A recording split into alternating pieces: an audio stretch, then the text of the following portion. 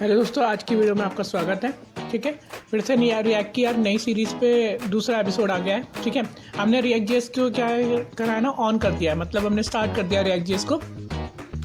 अगर आपको कुछ समझ ना आए तो यार प्लीज़ मुझे कमेंट करके बताएं, क्योंकि मैं रिएक्ट जेस को लेकर आया हूँ तो मैं जितना जानता हूँ मैं उतना समझ के लेकर आया हूँ। ठीक है, और ये बहुत बेस्ट लाइब्रेरी है, तो मैं चाहता हूँ आप सब लोग इसको समझें। और ये बहुत आसान लाइब्रेरी है, क्योंकि इतनी मुश्किल है नहीं है जितनी आप अगर समझ रहे हो तो। आज कंपोनेंट और प्रॉप्स के बारे में बात करेंगे।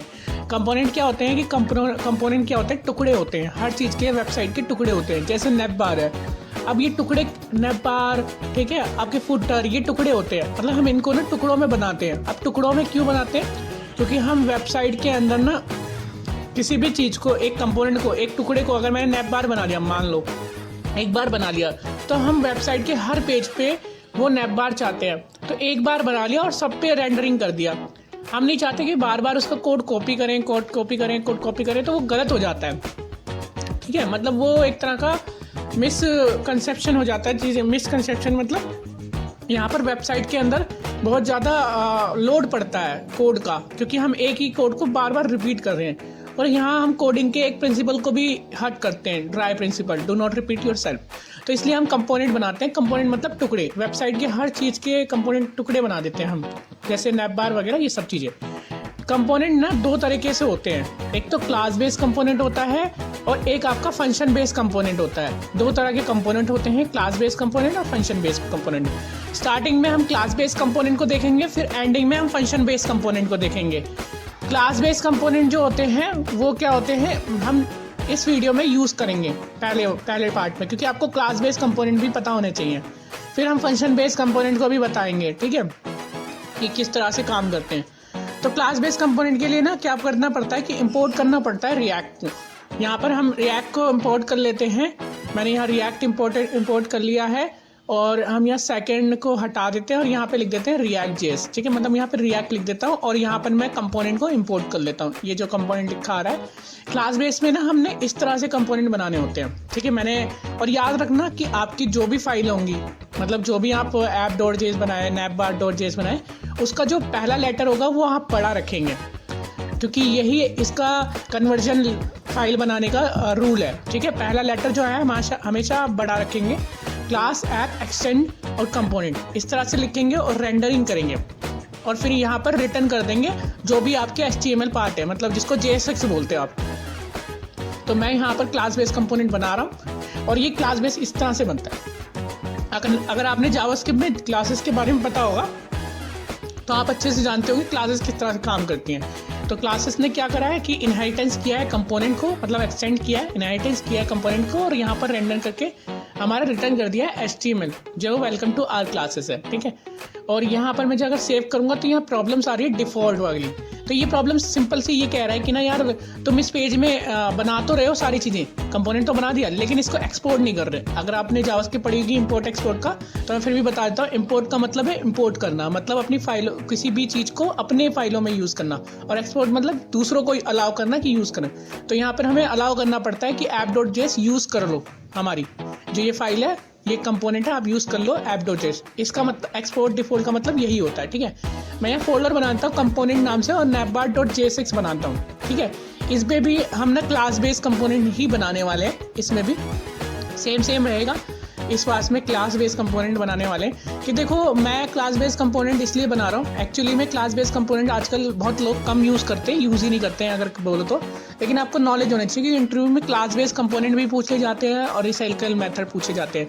तो मैं इंटरव्यू के हिसाब से आपको सारी चीज़ें बताऊंगा कि आजकल इंटरव्यू में क्या क्या पूछा जाता है। और इसको स्केप कर देते हैं बहुत लोग कि ना क्लास बेस्ड कंपोनेंट को चाहे छोड़ देते हैं, लेकिन एक्चुअली में अगर पूछ लिया तो आप फंस जाओगे उस चीज़ में। ठीक है, तो क्लास बेस्ड कंपोनेंट इसलिए नीड होती है कि ये पूछ लेते हैं कई बार, और ज़्यादातर यही पूछते हैं क्योंकि उन्हें पता होता है कि आपकी प्रैक्टिस इनमें नहीं होती है, फंक्शन बेस्ड कंपोनेंट में होती है। तो कई बार ना वो तुक्का मार के पूछ लेते हैं, तो आपको इसमें ना फंसो, तो इसलिए मैं इसको बता रहा हूँ। ठीक है, अब यहाँ पर ना मैंने क्लास का नाम लिख रहा हूँ नेव बार। ठीक है, मैं भूल गया था इसमें लगाना। हम यहाँ पर नेव बार लिखेंगे, एक्सटेंड करेंगे कंपोनेंट को, मतलब इनहेरिटेंस कर रहे हैं, मतलब इसकी सारी कंपोनेंट की जो इनहेरिटेंस, मतलब सारी एबिलिटी हमारे पास आ गई। ठीक है, कंपोनेंट बनाने के लिए, और रिटर्न कर रहे हैं यहाँ पर H1।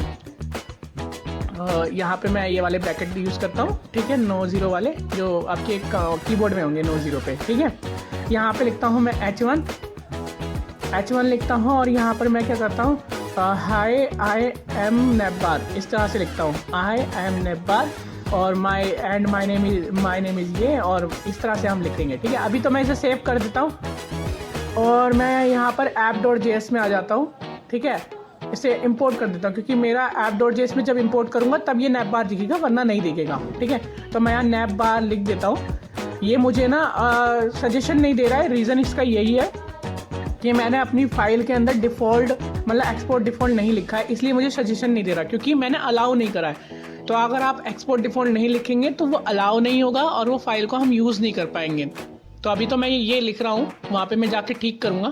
मैं बता रहा हूँ कि कंपोनेंट के फोल्डर के अंदर यहाँ पे नैपबार इस तरह से हमने एक्सपोर्ट कर लिया, इंपोर्ट कर लिया यूज़ करने के लिए, और यहाँ पर मैं अलाउ कर देता हूँ इनको कि ये वाली फाइल जो नैपबार की आप यूज़ कर सकते हो, एक्सपोर्ट डिफ़ॉल्ट और नैपबार, ठीक है। तो यहाँ पर मैंने नैपबार लिख दिया है, ठीक है। मैंने इसको अलाउ कर दिया है कि यूज़ कर सकते हैं अब आप इसको। तो सेव करते हैं हम यहाँ पर, और यहाँ पर है आई एम नैपबार मैंने यहाँ लिख दिया है। तो ये तो आपको समझ में आ गया कि क्लास बेस्ड कंपोनेंट किस तरह से काम करते हैं, किस तरह से हम इंपोर्ट कर सकते हैं, किस तरह से हम अलाउ कर सकते हैं यूज़ करने के लिए, ठीक है। अब बात करते हैं प्रॉप्स के बारे में, थोड़ा प्रॉप्स के बारे में बात करते हैं, फिर मैं फंक्शन बेस्ड कंपोनेंट के बारे में बात करूँगा। यहाँ पे बता रखा है फंक्शन बेस्ड। प्रॉप्स क्या होते हैं ना, प्रॉप्स क्या होते हैं, एक कंपोनेंट से जब दूसरे कंपोनेंट को हमें डेटा भेजना होता है ना, प्रॉप्स का इस्तेमाल करते हैं। मतलब एक कंपोनेंट है आपका ए, अगर आपको बी को डेटा भेजना है तो आपको ए को ना प्रॉप्स भेजना होगा, ठीक है। तो इस तरह से हम यहाँ पे क्लास बेस्ड कंपोनेंट में इस डेटा को भेजने के लिए प्रॉप्स का यूज़ करने के लिए क्लास और फंक्शन में दोनों में अलग अलग एबिलिटीज़ होती हैं, अलग अलग तरीके होते हैं, ठीक है। तो यहाँ पे क्या काम करेंगे हम, नैपबार को डेटा भेजेंगे ऐप की मदद से। तो मैंने यहाँ पे ऐप नैपबार के कंपोनेंट में क्या करा, यहाँ पर मैं कुछ लिख देता हूँ, कोई डेटा भेज देता हूँ, जैसे नेम इज इक्वल टू जो भी है, मैंने यहाँ पे अपना पवन नाम लिख दिया, ठीक है। मतलब यहाँ मेरे एक स्टूडेंट का नाम है पवन, तो यहाँ पे मैं पवन लिखता हूँ, और एज इज इक्वल टू मैं यहाँ पे 20 रखता हूँ, ठीक है।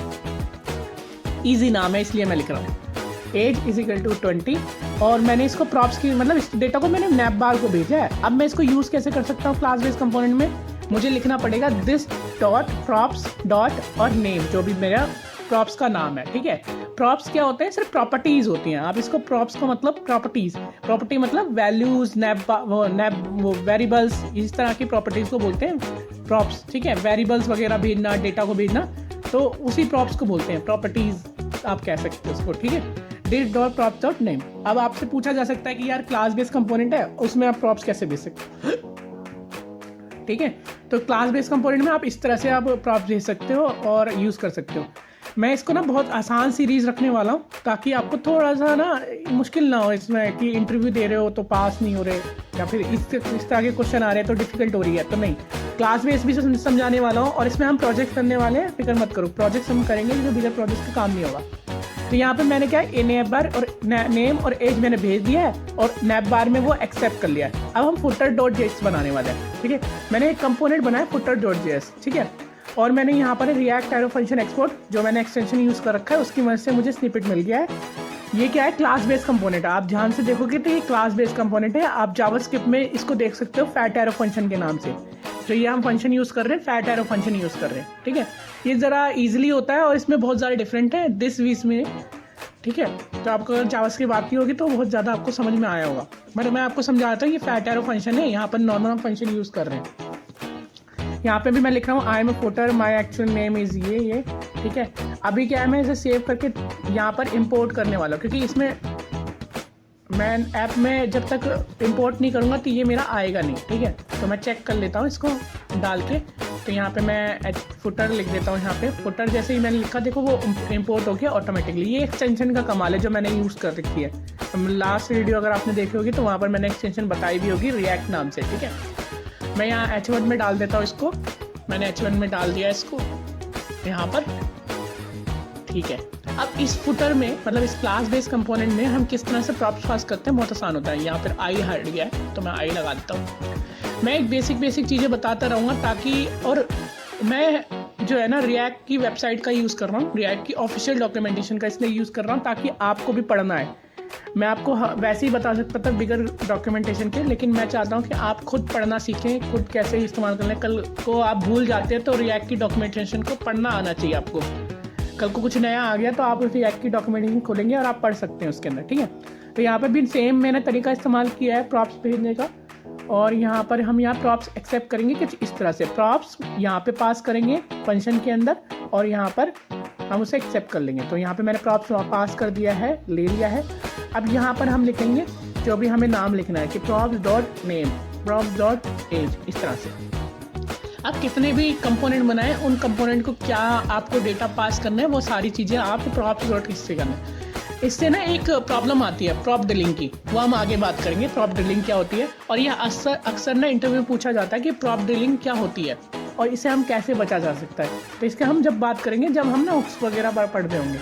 तो मिलते हैं नेक्स्ट वीडियो में। वीडियो अच्छी लगी हो तो यार लाइक करना, चैनल को सब्सक्राइब करना मत भूलना, ठीक है। और इसको ज़्यादा से ज़्यादा शेयर करना अगर आपको ये ठीक लगी है तो, ठीक है। मिलते हैं नेक्स्ट वीडियो।